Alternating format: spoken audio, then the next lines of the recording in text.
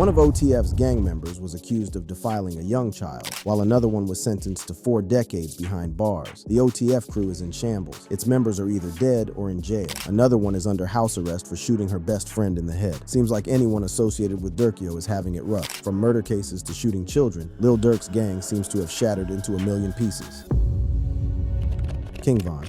Apart from Durkio, Von still remains the most successful OTF signee to this day, despite passing away in 2020. However, there was a rumor that Von wasn't even signed to OTF. According to Memo 600, Von refused to sign the contract. But he was signed to OTF though, right? No. So Von never signed to OTF? When me and Blow signed them papers, Smirk passed, he was like, he tried to pass him a paper. Von told us, well, what you doing? Oh, I ain't signing that. However, in multiple publications have reported that the Chicago rapper was signed to OTF. Von had always been a troublemaker. However, after he became famous, he tried to stop being active in the streets. Well, even with the world's eyes on him, he couldn't stay out of trouble because he quickly made ops in the industry. And one beef, which he may have started, cost him his life. Many speculate that King Von started his deadly beef with fellow rapper NBA Youngboy when he publicly called him out on Instagram Live and accused him of lying in his lyrics. Youngboy talking about on this song, bro. What? You talking crazy on this. Oh, yeah? He ain't even like that. Oh! On this now. Cap. You got cap in your raps. Apart from insinuating that Youngboy was lying in his lyrics, King Von was rumored to have a fling with Youngboy's baby mama. Von went on social media to fuel the rumor, which was disrespectful to Youngboy. First, Von tweeted, "Wouldn't believe the female I just made a hit with." Von must have been clout chasing using Youngboy's name since he was pretty big at the time. It was not long before photos of him and Youngboy's baby mama Jonia surfaced on the internet. Youngboy had already gotten wind of the rumor and had taken it as disrespect. Fed up with Von's antics, Youngboy took to social media to clap back. He posted a photo on Instagram with the caption, "I'm gonna make sure my son your daughter since you trolling." War had been declared and things would get ugly when Von met Youngboy's affiliate outside a club in Atlanta. CCTV footage showed Von approaching fellow rapper Quando Rondo and punching him to the ground. Von's guys joined in and started raining blows on Quando as he tried in vain to get away from his attackers. In a split second, one of Quando's homeboys, who was later identified as Lil Tim, appeared from behind their vehicle with a gun in hand and started letting off shots as everyone ran away. Von was hit on his torso. He would later die from his gunshot wounds while in hospital. D-Thang. On June 4th, 2021, Lil Durk released Voice of the Heroes, a collaborative studio album with fellow rapper Lil Baby. His joy would soon be turned to sorrow because just 3 days later, his brother D-Thang would be shot and killed in Chicago. Lil Durk's brother was shot on June 7th, 2021, on a Sunday morning outside a strip club in South Suburban Harvey. The OTF affiliate was shot in the head and was pronounced dead at the scene. Word on the street was that a dude named Stefan Mack was responsible for D-Thang's death, so Lil Durk put a bounty on his head. And on January 7th, 2022, Mack was gunned down at the Youth Peace Center of Roseland, located at 420 West 111th Street in Chicago. Soon, 2 men, Anthony Montgomery Wilson and Preston Powell, were indicted with murder for hire. As Mack exited the Youth Peace Center, gunmen emerged from a vehicle and opened fire, leaving him fatally wounded. A security guard was also injured in the attack, but survived. The indictment, initially kept under seal, was made public, revealing the gravity of the accusations against the 2 men. Montgomery Wilson and Powell were charged with conspiracy to use an interstate facility in the commission of a murder for hire. Additionally, Montgomery Wilson faced an individual murder for hire count and a gun charge. During his arraignment, Montgomery Wilson pleaded not guilty, setting the stage for a potentially lengthy trial. His defense team is expected to challenge the evidence presented by the prosecution, which includes photos from the U.S. Attorney's Office allegedly showing him pursuing the victim with a firearm. Meanwhile, Preston Powell remains a fugitive, with law enforcement agencies actively seeking his arrest. Just Blow 600. Despite his rising profile in the Chicago drill scene, Just Blow 600 remained connected to the realities of street life, and it would cost him dearly. And now, he's facing close to 2 decades behind bars. On Halloween night in 2017, a series of events unfolded that would drastically alter the course of Just Blow 600's life. Alongside Paradise Haynes and Lucky R. Tyler, Just Blow 600 was allegedly involved in a plan to rob 19-year-old Khalil Carter in Hammond, Indiana. The plan, however, took a deadly turn when a shootout erupted, resulting in the tragic tragic death of Carter. During the chaos, Carter's cousin and Just Blow, 600 himself, sustained injuries. The aftermath of the incident was swift and severe. Law enforcement agencies launched an investigation, piecing together the events of that fateful night. Late criminal court documents would later identify Just Blow, 600, as the trigger man, accusing him of shooting Carter with an assault rifle. Despite the serious nature of the charges, the OTF rapper consistently maintained his innocence. In a bold move, he took to social media to declare his stance, stating, "They trying to build cases off lies and snitches. I'ma stay 10 toes down." However, one of his co-defendants, Haynes, pleaded guilty to 1 count of robbery resulting in bodily injury. Meanwhile, Tyler and Just Blow, 600, faced 1 count of murder, 1 count of murder in perpetration of a robbery, 2 counts robbery, 1 count of aggravated battery, and 2 counts of criminal confinement. These charges saw them facing 45 to 65 years in prison. And in August 2023, the OTF rapper was sentenced to 18 years in prison. Duty Low. While his OTF associates were catching murder cases, Duty Low found himself in court for an entirely different reason, which would have seen everyone, including his gang, turn on it. The story begins in October 2021, when the hip-hop community was rocked by a scandal involving OTF rapper Duty Low and his ex-girlfriend FTN Bae. Duty Low, whose real name is David Salisbury, found himself at the center of a storm when FTN Bae accused him of defiling her 5-year-old son. FTN Bae took to social media to share her allegations, posting an audio clip on Instagram that purportedly captured her son crying and recounting the alleged incident. In the clip, the child described being defiled with 3 screws. FTN Bae asserted that the injuries were so severe that her son had to revert to wearing diapers, as he was unable to control his bowels. However, Duty Low maintained his innocence from the outset, denying the accusations and asserting that he was being falsely accused. He took to social media to defend himself, stating that the allegations were baseless and that he would fight to clear his name. In the midst of the public uproar, Duty Low's legal team began to gather evidence to refute the claims. They argued that FTN Bae had fabricated the allegations out of spite following their breakup, and that she had been harassing Duty Low and his family for weeks. The situation was further complicated by a video that Duty Low released, which allegedly showed FTN Bae grooming her son to accuse him of the crime. In the video, FTN Bae is heard instructing her son not to blame the incident on Alex, a 3-year-old boy, casting doubt on the credibility of her claims. Despite the mounting evidence in his favor, the damage to Duty Low's reputation was already done. The allegations had taken a toll on his personal and professional life, leading him to take decisive legal action. In December 2021, Duty Low filed a $5 million lawsuit against FTN Bae, accusing her of defamation, emotional distress, and causing perpetual reputational harm. In the lawsuit, Duty Low's legal team presented evidence that FTN Bae had told him it was, in fact, Alex who had inserted the screws into her son's anus. Duty Low encouraged her to take the boy to the hospital for an examination, but doctors reportedly found nothing wrong with the child. Duty Low's attorneys argued that FTN Bae had manipulated the situation out of spite following their breakup, and that her actions had caused significant harm to Duty Low's personal and professional life. As the case gained momentum, a surprising development occurred in January 2022. FTN Bae issued a public apology to Duty Low, a move that caught many by surprise. In a tearful video, she revealed that Duty Low had taken a lie detector test and passed, leading her to retract her previous statements. She claimed that she never intended to ruin his career and that she genuinely believed her son. FTN Bae expressed regret for the situation, stating that she was simply trying to protect her child. However, the apology was short-lived. Just days later, FTN Bae recanted her apology, alleging that she had been manipulated and threatened into making the video. Despite the retraction, the Broward County, Florida court ruled in favor of Duty Low in February 2023 and awarded him $11 million in his defamation lawsuit against FTN Bae. FTN Bae was arrested for perjury, further vindicating Duty Low's claims of innocence. Muwop.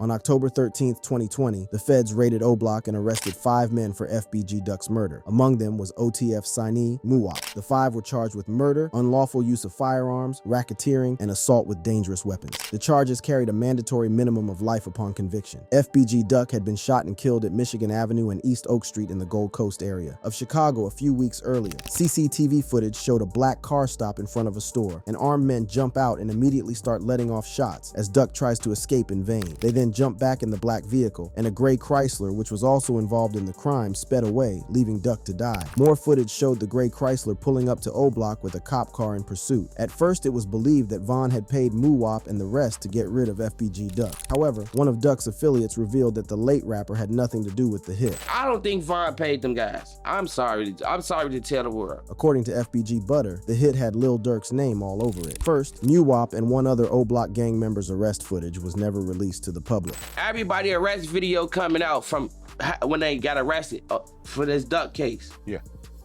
They ain't showed Muwop or C Murders happening. That's because the feds snatched them up at a private hangar. What's interesting is that at the time of their arrest, Von was already dead. That would leave one person with that kind of money to fly out Muwapo and C Murda on a private jet. Them boys got snatched at the airport on a private hangar. Von is dead, right? Okay, well, How the fuck is these paying for a jet? Well, Muwop and all his co-defendants were found guilty of the murder and now face life in jail. Surprisingly, Muwop reached out to a family member after the guilty verdict to assure them that he would be coming home, but it's highly unlikely. OTF Boona. OTF Boona's story is wild and very fishy because the man was sentenced to 8 years for some serious charges, but only served 15 months in jail. Known for his unwavering loyalty, Boona has often been described as Lil Durk's mud brother. OTF Boona, whose real name is Michael L. Golden, is also rumored to serve as Durk's muscle. In a viral video from earlier this year, he was seen protecting Durk from a fan who got a little too to the rapper during a festival performance. But being close to Durk didn't get him out of the streets because Boona's life took a dramatic turn in March 2021 when he became embroiled in a violent incident at Cumberland Mall in Atlanta, Georgia. Boona was detained on 4 felony charges of aggravated assault with intent to murder following a violent incident at the mall. The shooting occurred in the mall's parking lot, where Boona allegedly exited an SUV and opened fire on another vehicle. The chaotic exchange of gunfire left 4 individuals injured, including a 6-year-old boy who was hit by a stray bullet. Despite the severity of the situation, all victims survived their injuries. Boona's connection to the crime was established after he dropped his phone at the scene, which led to a search warrant and the discovery of social media activity linking him to the shooting. Alongside Boona, 3 other individuals, Karanji Reese, Jokava Harris, and Desan Powell, were arrested and faced charges related to guns and drugs. In August 2022, OTF Boona was sentenced to 8 years in jail for a different case in Illinois, where he was charged with possession of a firearm by a felon. And this is where the Boona story gets crazy, because despite the serious charges he was facing, he was released in November 2023, having served only 15 months in jail. Did he give the feds something to chew on? Or was he being set up by the feds to help them catch Durk? Whatever it is, it's fishy, and he still has the Atlanta case hanging over his head. OTF Jam. OTF Jam has been trending for all the wrong reasons. According to reports on the street, he is the reason Durk is locked. The stories surrounding Jam and his decision to snitch are crazy, from Durk supposedly having his baby mama murked to the OTF leader refusing to pay for his bond. Jam is a longtime member of OTF and was considered a brother by Lil Durk. During Jam's 12-year incarceration for attempted murder, Durk stood by him, providing financial support and ensuring that Jam's needs were met, which included covering legal fees. Durk come through with his number, that's sure. I don't give no nobody say, like, I know I'm the real witness. Like, a lot of niggas can't say they ain't seen checks. Like, in my life, my whole time I was straight. Durk supposedly also bought Jam a house, a car, and gifted him more than $50,000 in cash. He gave you 50, bro. You know All what I'm facts. saying? Facts. Fact? More than that. Shit. Like more than that. Shit. But shit, can you tell us how much he gave you, or you don't want to even? No, we ain't gotta get into all that, but bro made sure he made a way for me to be straight. Like, the first theory that has been gaining traction on the internet is that Durk discovered that Jam had been working with the feds and was wearing a wire around OTF members. So Durkio had his baby mama, Octavia Redmond, murked. Octavia was a postal worker, and on the 19th of July, 2024, while delivering mail, she was shot by a 15-year-old boy who escaped in an SUV. The 48-year-old woman was taken to Christ Hospital in critical condition, where she was later pronounced dead at the hospital. The U.S. Postal Inspection Service also became involved, offering a substantial reward for information leading to the arrest and conviction of those responsible. They took to their X account, where they announced a $250,000 prize for information leading to the arrest and conviction of the suspect responsible for the homicide. The breakthrough came when the suspect was located in Cedar Rapids, Iowa, and arrested on a murder warrant. The other theory on why Jam may have told on Durk is crazy. According to sources in the streets, OTF Jam flipped because Durk didn't hold him down with bond and lawyers when he was arrested again. Trench's News spilled the beans while talking to academics. mimics. Are you saying that he made a threat towards Durk?